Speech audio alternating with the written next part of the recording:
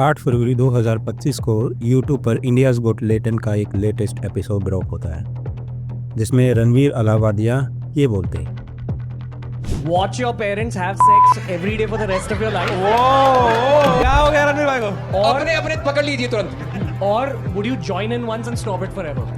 Join in what the fuck man जो? फिर उसके बाद कुछ ऐसा होता है जिसके बारे में रणवीर ने या समय ने अपने सपने में भी नहीं सोचा था।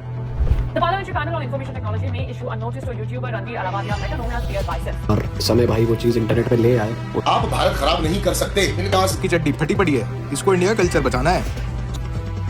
जो bear biceps and we cancel that. क्यों? क्योंकि आपको पता है कि वो कैसी पैथेटिक थिंकिंग है। सारी पिक्चर्स और वीडियोस पर अपलोड करने लगा।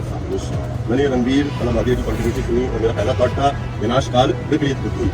कमाल की बात यह है कि जिस टॉपिक की औकात एक यूट्यूब वीडियो बनाने तक की नहीं है, जिस टॉपिक की औकात बात करने लायक भी नहीं है, उस टॉपिक को नेशनल इशू बना दिया गया। पर मेरा सवाल ये है कि यही टॉपिक क्यों, मतलब देश में और भी बहुत सारी प्रॉब्लम है, रेप केसेस हैं, मर्डर केसेस हैं, बहुत दिक्कतें हैं, पर इस टॉपिक के ऊपर नेशनल इशू बनना kind of question me about this controversy. मतलब मेरे दिमाग में ये बात बैठ नहीं रही है। आप खुद ही देखिए, कितने ही केस है जो बड़े आराम से नेशनल इशू बन सकते हैं, जिन पर बात हो सकती है, पर उन पर कोई बात ही नहीं करता। अभी रिसेंटली अतुल सुभाष का केस ले लीजिए, या फिर कुंभ मेले में जो भगदड़ हुई, जो उसमें लोग मरे, उसके बारे में ले लीजिए, या फिर दिल्ली में जो रेलवे स्टेशन पर लोगों की भगदड़ हुई और उसमें 18 लोगों से ज़्यादा की मौत हो गई, उसके बारे में भी बातें हो सकती है, बट उसके बारे में कोई बात ही नहीं कर रहा। कोशिश की जा रही है कि इस इशू को सामने ही ना आने दिया जाए। बट बात किस पर चलेगी?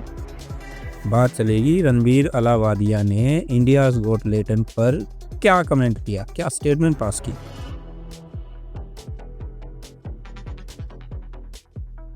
देखिए, रणवीर ने जो बोला है, मैं कहीं से भी उसको जस्टिफाई नहीं करना चाहता। उसने जो बोला है वो ऑब्वियस रीजंस के कारण गलत है और गलत रहेगा। आप चाहे उसको किसी भी वे में प्रेजेंट करके देख लीजिए। वो कॉपीड जोक था, वो नबी कॉमेडियन बनने की कोशिश में उसने ऐसी बात कह दी। कोई भी सफाई इस बात को झुटला नहीं सकती कि रणवीर का दिया गया स्टेटमेंट, रणवीर की कही गई बात हर एंगल से गलत है। बट नेशनल इशू ऐसे टॉपिक पर बात जम नहीं रही है। तो सवाल फिर से यही है, आखिर यही टॉपिक क्यों इसी टॉपिक को लेकर नेशनल इशू बन गया? हर जगह इसकी बात की जा रही है, चाहे न्यूज़ चैनल्स हो, चाहे सेलिब्रिटीज़ हो, या इंस्टाग्राम इन्फ्लुएंसर्स हो। मतलब कहीं भी देखिए आप, रणवीर की बात ज़रूर हो रही है, उसकी स्टेटमेंट की बात ज़रूर हो रही है। तो इसकी क्या रीज़न हो सकते हैं? चलिए समझते हैं। मेरी नज़र में इस कंट्रोवर्सी के मोटे तौर पर 2 रीज़न हो सकते हैं। रीज़न नंबर पहला है सरकार की खुद की कमी। देखिए, जब भी कोई केस होता है, जब भी कोई क्राइम होता है, तो ये गवर्नमेंट की ड्यूटी है, ये हमारे लॉ इन्फोर्समेंट की ड्यूटी होती है कि उस केस को जल्दी से जल्दी सुलझाया जाए और जो कल्प्रिट है, जो मुजरिम है, उसको सज़ा दी जाए। बट कई केसेस में ऐसा होता नहीं है। आप अतुल सुभाष के केस को ले लीजिए। उस बंदे ने एट द एंड आकर अपनी ज़िंदगी से हार मान ली, बट फिर भी उसकी जो वाइफ थी उसके ऊपर कोई भी केस नहीं हुआ, बल्कि उन्होंने बाद में स्टेटमेंट भी पास किए कि ये तो मरने के लायक ही था।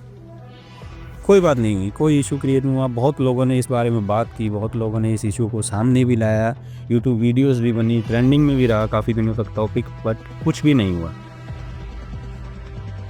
और जब ऐसे टॉपिक्स जनता के सामने आते हैं तो कहीं ना कहीं लोग सरकार को ही गिर जाते हैं। तो सरकार ये पूरी कोशिश करती है कि वो ऐसे टॉपिक्स को या तो इग्नोर करे या उनको लोगों के सामने ही ना आने दे। और जो रणवीर अलावादिया का केस अभी चल रहा है, वो काइंड ऑफ एक शील्ड की तरह काम करता है सरकार के लिए। सरकार ऐसे टॉपिक्स को नेशनल इशू बनाकर लोगों को डिस्ट्रैक्ट करती है। उनको असली मुद्दों पर बात करने से मतलब आप समझिए, अगर मैं अपनी जॉब के लिए सरकार से क्वेश्चन पूछूंगा तो सरकार को जवाब देना पड़ेगा। बट अगर हम ऐसे टॉपिक्स में उलझे रहेंगे, ऐसे इश्यूज़ में उलझे रहेंगे जिनका कोई सर पैर ही नहीं है, तो हम क्यों बात करेंगे और क्यों न्यूज़ चैनल पर इस विषय में बात होगी कि भारत में क्या प्रॉब्लम चल रही है, या फिर कितनी महंगाई है, कितनी बेरोज़गारी है, या गरीबी कितनी है, टैक्स कितना ज़्यादा बढ़ गया है। इस बारे में हम बात ही क्यों करेंगे? क्योंकि हमारा ध्यान तो रणबीर अलावादिया को सज़ा दिलाने में होगा ना भाई। उसने ऐसे कमेंट पास किए हैं जो हमारी जनता के लिए, हमारे यूथ के लिए बहुत गलत है। तो हम क्यों ज़रूरी मुद्दों पर बात करेंगे? एक तो टॉपिक ये हो गया, एक रीज़न ये हो गया। दूसरा रीज़न मेरी नज़र में है, और जो कहीं ना कहीं मुझे ज़्यादा सूटेबल लगता है, ज़्यादा जस्टिफाई लगता है मेरे हिसाब से इस कंट्रोवर्सी के अकॉर्डिंग, वो है ब्रॉडकास्टिंग बिल 2024। और मेरे हिसाब से यही मेन रीज़न है जो इस कंट्रोवर्सी को इतना ज़्यादा बढ़ा दिया गया है। देखिए, नवंबर 2023 में सरकार ने संसद में ब्रॉडकास्टिंग सर्विस रेगुलेशन बिल 2024 पेश किया था, जिसके अकॉर्डिंग डिजिटल या OTT प्लेटफॉर्म जैसे Amazon prime, Netflix, YouTube, Twitter, Facebook जैसे जितने भी ऑनलाइन सोशल मीडिया या डिजिटल OTT प्लेटफॉर्म हैं, उन सबको रेगुलेट किया जाना था। रेगुलेट करने से मतलब आप सोशल मीडिया पर किसी भी प्रकार का कोई कंटेंट अपलोड करते हैं तो गवर्नमेंट ऑफिशियल उसको मॉनिटर करेंगे, उसको सेंसर करेंगे, और उसके बाद ही वो पब्लिक किया जाएगा। मतलब इतना ज़्यादा कंट्रोवर्शियल ये बिल था कि अगर आप किसी पोस्ट पर कमेंट भी करते हैं तो उस कमेंट तक को सेंसर किया जाना था। मतलब कितना बता सकता हूँ मैं आपको। अब अगर आप अपनी पर्सनल प्रोफाइल पर भी कोई पिक या कोई पोस्ट अपलोड करते हैं, उसको भी सेंसर किया जाना था। पर हुआ क्या? इस रेगुलेशन बिल को बहुत ज़्यादा बैकलैश का सामना करना पड़ा। लोगों ने फॉर ऑब्वियस रीज़न इसको एक नकार दिया और मजबूरन सरकार को इस बिल को वापस लेना पड़ा। बट और उसके बाद अभी तक इस बिल पर कोई ज़्यादा बातचीत कम से कम मैंने तो नहीं सुनी है।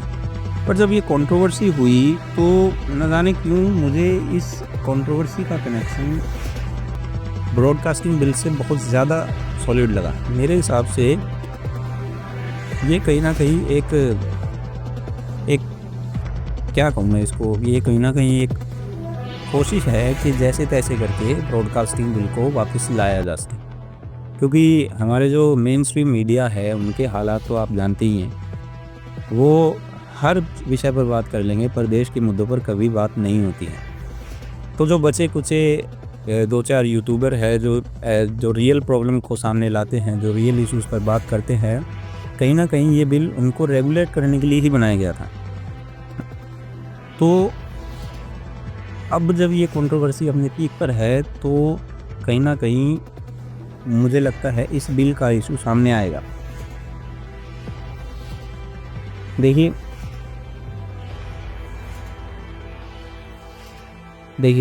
अब और मैं कहीं ना कहीं मैं एक टाइम पर आकर ये मान भी लूँ कि ये कंट्रोवर्सी इस बिल से कनेक्टेड नहीं है, बट जब इस बात को संसद में भी दोहराया गया, जब इस बात को संसद में भी पेश किया गया, तब मेरा डाउट कहीं ना कहीं मुझे ट्रस्ट में, यकीन में बदलता नज़र आया। तो ये आज संसद में बात हुई है, देश के भविष्य की बात होगी।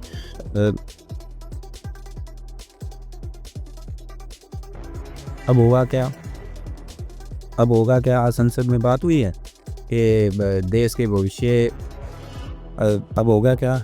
आज संसद में बात होगी कि ऐसी वीडियो देश के भविष्य को ख़राब करेगी, देश के बच्चों पर बुरा प्रभाव डालेगी। इससे हम क्या सीख रहे हैं? विश्व में भारत की ऐसे स्टेटमेंट से विश्व में भारत की छवि ख़राब होती है, एटसेट्रा। और कल क्या होगा? कल सरकार कहेगी कि ऐसे कंटेंट को सेंसर किया जाना बहुत ज़रूरी है, इसके लिए ब्रॉडकास्टिंग बिल पास किया जाना चाहिए, और एट द एंड ये बिल पास भी हो जाएगा। और फिर जो लोग आज आग में घी डालने का काम कर रहे हैं, जो लोग समय रैना को, रणबीर अलावादिया को, या फिर जो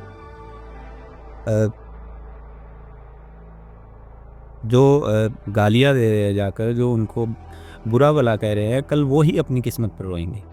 क्योंकि उनकी हर पोस्ट को सेंसर किया जाएगा और फ्रीडम ऑफ स्पीच जैसा कुछ बचेगा नहीं भारत में, और फिर उनको लगेगा कि ये तो गलत काम हो गया। देखिए ऐसा नहीं है कि ये मैं जो कह रहा हूँ वो सही ही हो सकता है ये गलत भी हो, बट अभी तक तो ऐसा लग ही रहा है मुझे कि ये जो सब चल रहा है वो इस बिल के लिए ही चल रहा है। आपका इस बारे में क्या कहना है मुझे कमेंट्स के ज़रिए ज़रूर बताएं और मिलते हैं अगली वीडियो में। तब तक के लिए गुड बाय।